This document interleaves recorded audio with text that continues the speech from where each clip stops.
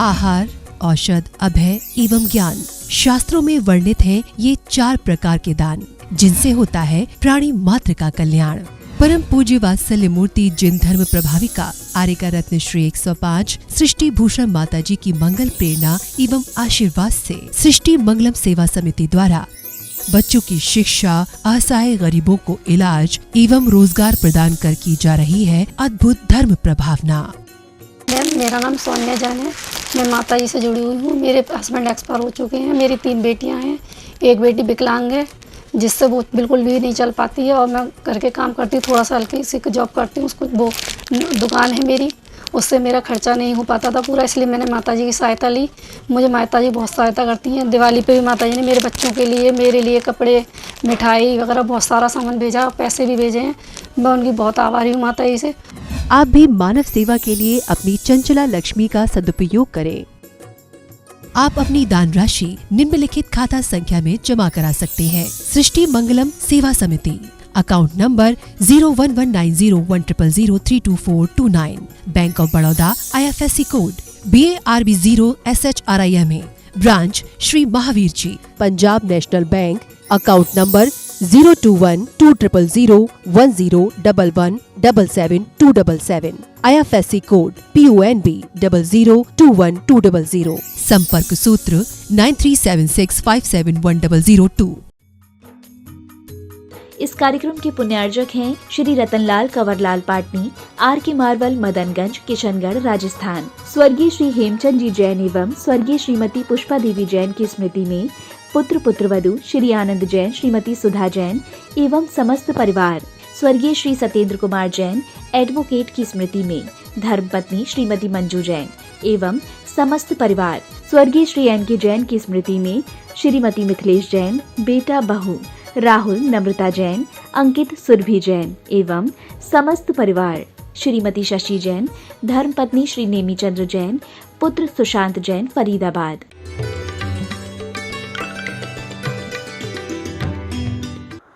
तुम्हारे जीवन सुरक्षित कर गए, क्योंकि माँ होती है तो दुनिया की हर चीज अपनी होती है। माँ वो बैंक है जिसमें कि हर समस्या जमा कर सकते हो, हर दुख दर्द जमा कर सकते हो। और पिता वो क्रेडिट कार्ड है जिसके पास पैसा नहीं हो लेकिन सब चीज़ अपने पास होती है।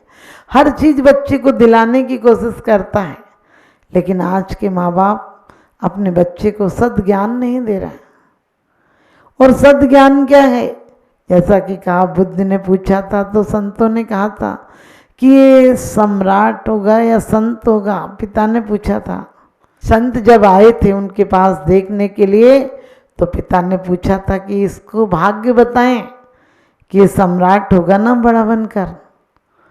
तो उन्होंने कहा था कि सम्राट की जगह ये संत होगा।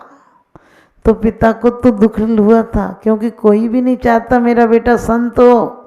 हम रोज मंदिर में झूठी प्रार्थनाएं करते हैं कि भगवान मेरी तो सेवनी ताते करो पुकार, मेरे न चाहे कछु और इस रत्नत्रय निधि दीजिए मुनीस। कहते हैं रत्नत्रय कौन चाहता है? पिता ने भी पूछा था कि क्या बात कही आप, मेरा इकलौता बेटा सन्यासी हो जाएगा? उन्होंने कहा सन्यासी हो जाएगा ये पक्का है। जिस दिन भी कोई घटना देख लेगा इसके अंदर घट जाएगा, वो घट जाएगा जो एक महापुरुष के अंदर घटता है। और पिता ने कितना इंतजाम किया था।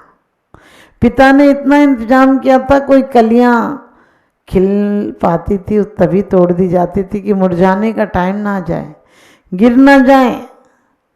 और कहते कोई बूढ़े आदमी उस महल में नहीं रखे गए थे। और जब वो निकलते थे बाजार में, कभी तो वृद्ध आदमी एक भी ना दिख जाए, पतझड़ ना दिख जाए, पत्ते हिला हिला कर तोड़ दिए जाते थे कि उसे पतझड़ देखकर, गुलाब देखकर घर में बीमारी, रोग कुछ दिखाई नहीं दे। लेकिन क्या करोगे, हर दरवाजों पर मौत खड़ी है, कहीं ना कहीं से वो झांकी लेती है। जीवन में हर जगह समस्याएं खड़ी हैं, और वही उनके साथ हुआ। वसंत उत्सव के लिए जा रहे थे, बहुत मनोरंजन के लिए जा रहे थे, क्योंकि वैसे तो जाने नहीं दिया जाता था संतों के पास। तुम बसंत उत्सव के लिए जा रहे थे, देखा एक बूढ़ा आदमी लकड़ी लिए हाथ काँप रहे हैं। उन्होंने कहा क्या हुआ, इसको क्या हुआ है, क्या खेल खेल रहा है? उन्होंने खेल नहीं, बचाने की इजाज़त नहीं। उन्होंने कहा था ये कौन सा खेल खेल रहा है, क्या गर्दन हिला रहा है, हाथ हिला रहा है? सैनिक ने कहा था इजाज़त तो नहीं, लेकिन ये बूढ़ा हो गया है। बूढ़ा होने पर लोग ऐसे ही कांपने लगते हैं, और सच पूछो तो बुढ़ापे में इसलिए कांपने लगते हैं कि यमराज की दस्तक सुनाई देने लगती है। अब क्या होगा, अब तो जाना ही पड़ेगा, इसलिए पहले से हाथ पैर कांपने लगते हैं। और इतना ही नहीं कि हाथ पैर कांपते हैं और आगे बढ़े थोड़ा सा तो एक अर्थी देखी। उन्होंने कहा क्या हुआ इसको कहाँ ले जा रहे हैं? बोले इसे जलाने ले जा रहे हैं। बोले आदमी को क्या जलाने की जरूरत पड़ गई? बोले मर गया। बुद्ध ने कहा मैं भी मर जाऊंगा क्या? कहने लगे अब बात कोई नहीं, सर कोई मर जाता है, लेकिन मैं कैसे कहूँ, इजाज़त नहीं। बुद्ध कहने लगे अब फिर वसंतोत्सव में क्या जाना, मौत एक दिन आएगी, अब सच कर क्या करें? मौत एक दिन आएगी, अब सच कर क्या करें? और बारात एक दिन जाएगी, अब विदाई क्या करें? क्योंकि अब बारात एक दिन तो जाएगी, हो सकता है संसार में जाए उस दिन लोग तुम्हारे आगे नाचें, और जब जाए तो पीछे छाती पीटें, क्योंकि दुनिया दुरंगी है। दुनिया दुरंगी है, गम में तुम्हारे आगे नाचती है और मातम में तुम्हारे पीछे हो जाती, तुम्हें अकेला छोड़ देती है। और बुद्ध ने कहा मोड़ दो रथ, अब बसंत उत्सव में नहीं जाना, अब अपने जीवन में पतझड़ नहीं लाना, इस योनि को व्यर्थ नहीं करना, क्योंकि ये मनुष्य योनि बड़ी मुश्किल से मिलती है, 2000 सागर के लिए मिलती है, उसमें से 1460 बार तो देवगति मिलती है। देवगति के लिए तुम बहुत खुशमत होना, चूहा बिल्ली इन लोग पंचेंद्री को भी मिल जाती है, देव दुर्गति तो मिल ही जाती है ना, है तो देवगति, इसलिए हमें नहीं चाहिए वो देवगति भी। नरक गति भी 760 बार मिल जाती है 2000 सागर में, अनंत बार और 10 पर्याय मिल जाती है, लेकिन मनुष्य गति तो बड़ी मुश्किल से मिलती है। आदमी को इसलिए महान नहीं कहा गया कि वो बहुत सुविधाओं में रहता है, लेकिन आदमी को इसलिए महान कहा गया है कि वो परमात्मा बन सकता है। वो अपने व्रत संयम के माध्यम से मौत को निर्वाण में परिवर्तित कर सकता है। वो अपने व्रत संयम के माध्यम से मौत को निर्वाण में परिवर्तित कर सकता है। मौत तो एक दिन आएगी, फिर तुझे तरसाएगी और तू देखता ही रह जाएगा और वो तुझे ले जाएगी, देखता ही रह जाएगा और वो तुझे ले जाएगी। यदि इतने महापुरुषों की हवेलियां और सोने की लंका, सोने की द्वारिका नहीं रही तो ये हमारे ईंट चूने के मकान क्या रहेंगे? जिनकी उम्र ही मात्र 50 साल हो, इन हवेलियों पे क्या इतराना। आदमी का जिस्म क्या है जिस पे सैदा है जहां, आदमी का जिस्म क्या है जिस पे सैदा है जहां, एक मिट्टी की इमारत, एक मामूली मकान। फूलों की राह पर चलना सिखाते हैं, फूलों की राह पर चलना सिखाते हैं, बिना रिश्तों के फर्ज निभाते हैं। फूलों की राह पर चलना सिखाते हैं, बिना रिश्तों के फर्ज निभाते हैं। ईंट और पत्थर के मकान तो दुनिया बनाती है, ईंट और पत्थर के मकान तो दुनिया बनाती है। हम तो दिलों में भी जगह बनाते हैं, हम तो दिलों में भी जगह बनाते हैं। वास्तव में तुम्हें मकानों में जगह तो बहुत बड़ी बड़ी बना ली, दिलों में जगह बनाना सीखो। और दिलों में जिस दिन जगह बन जाएगी उस दिन तुम असंयम से हट जाओगे, तुम शुभ में लग जाओगे।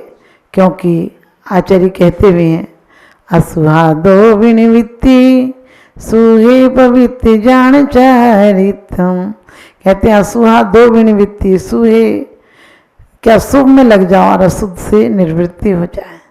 यही अशुभ क्या है, जितनी हमारी दुष्प्रवृत्तियाँ, जितने पाप अनाचार कसाए व्यसन जो भी पतन की तरफ ले जाते हैं वो सब अशुभ प्रवृत्तियाँ, और जो हमें मोक्ष की तरफ ले जाए, संयम की तरफ ले जाए, शांति की तरफ ले जाए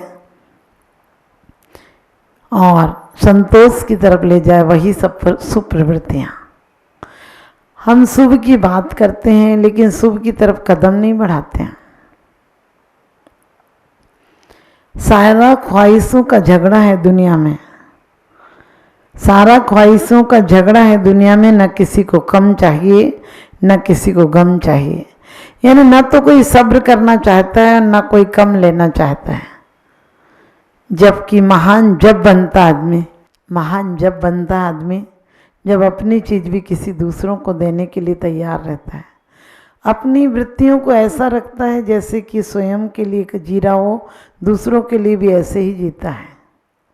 आज की तरह नहीं कि पल में रिश्ते टूट जाते हैं, पल में रिश्ते कहते खटास आ जाती है, क्योंकि संयमी व्यक्ति जो होता है वो सीढ़ियों पर चढ़ना जानता है। सीढ़ियाँ तो बन गई, अब चढ़ना भी सीखो।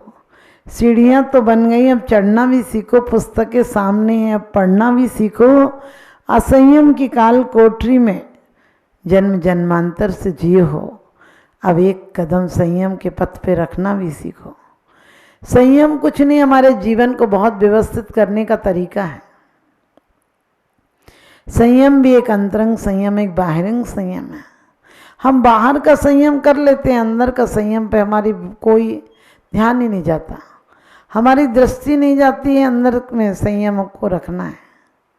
पंचेंद्रिय मन बस करो, कहते हैं कि 5 इंद्रिय और मन को बस में करो और 6 काय के जीवों की रक्षा करो।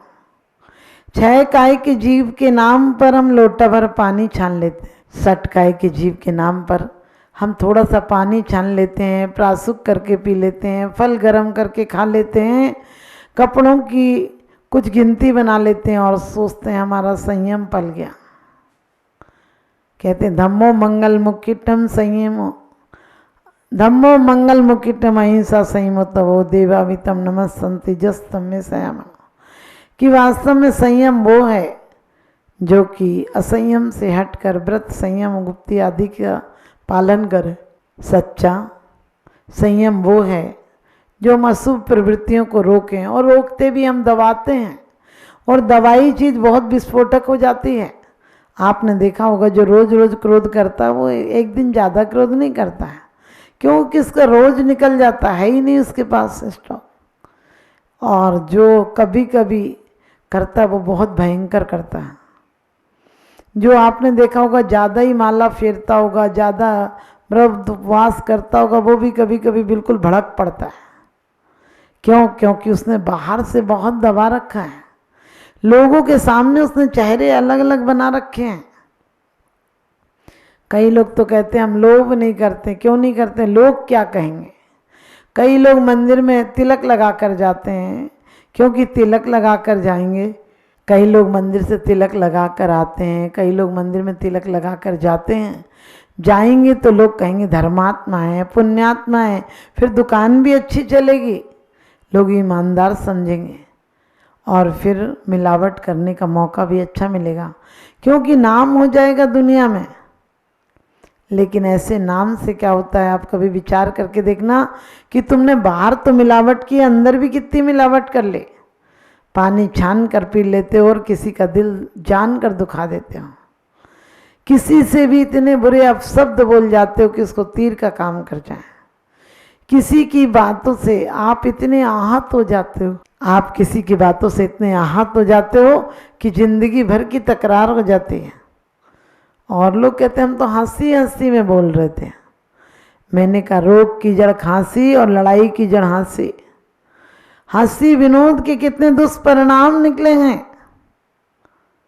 मनोरमा हो या सीता हो, सीता ने क्या किया था, कनकोज्जली की पर्याय में मनोद विनोद से दूर बैठे मुनि आरिका को दोषारोपण कर दिया। सीता की एक हंसी कितनी महंगी पड़ गई। कनकोज्जली रानी की पर्याय में उसने मनोविनोद में, हंसी मजाक में अपनी सखियों से मुनि आरिका को देखकर शंका व्यक्त की थी कि ये लोग साधु होकर भी इस तरह बात कर रहे हैं। बात ही कर रहे थे, वो धर्म चर्चा कर रहे थे, लेकिन हमारी नज़र कब देख सकती है किसी को। आपने देखा होगा कोई युवक युवती जा रहे हैं तो तुम्हें ये नहीं समझ में आएगा बहन भाई भी हो सकते हैं, तुम्हें ये समझ में नहीं आएगा मामा भांजे भी हो सकते हैं, तुम्हें नज़र में यही लगेगा अरे देखो वो लोग जा रहे हैं, वो कोई भी हो लेकिन तुम्हारी नज़र तो गलत ही देखती है।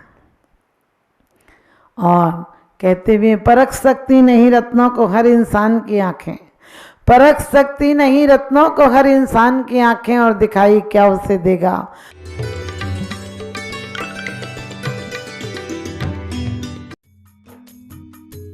इस कार्यक्रम के पुण्यार्जक थे स्वर्गीय किशनी देवी नाहर, पुत्र पुत्रवधू श्री सज्जन राज नाहर, श्रीमती पुष्पा देवी नाहर एवं समस्त नाहर परिवार चेन्नई, श्री सुशील कुमार जैन धर्मपत्नी श्रीमती निर्मल जैन एवं समस्त परिवार, firm Shri Arihant oil and general mills, तहसील रोड, जगराव, पंजाब।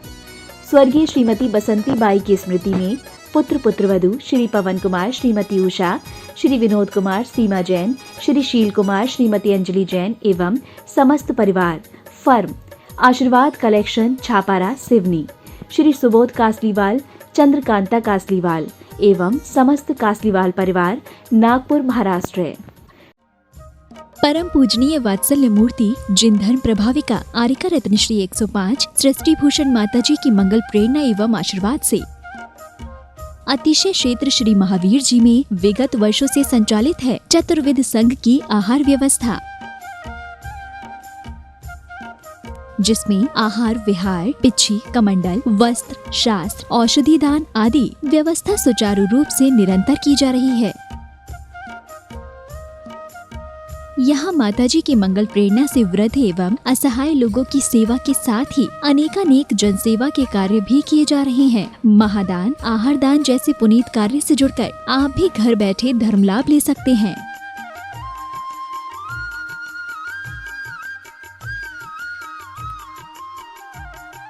शिरोमणि संरक्षक 2,11,000, संरक्षक 1,11,000, अति विशिष्ट सदस्य 71,000, विशिष्ट सदस्य 51,000, सदस्यता 31,000, सामान्य सदस्यता 2 वर्ष 21,000, सामान्य सदस्यता 1 वर्ष 11,000, एक दिवसीय आहार व्यवस्था 2100, संपर्क सूत्र 9376571002। आप अपनी दान राशि निम्नलिखित खाता संख्या में जमा करा सकते हैं। सृष्टि Mangalam Seva Samiti, account number 011901000032429, bank of Baroda, IFSC code BARB 0SHRIMA, branch Shri Mahavir ji. Srishti Mangalam Seva Samiti, Punjab national bank, account number 021-2001-177-277, IFSC code PUNB 0021200। आपके द्वारा दिया गया दान 80G एवं 12A के अंतर्गत कर मुक्त रहेगा।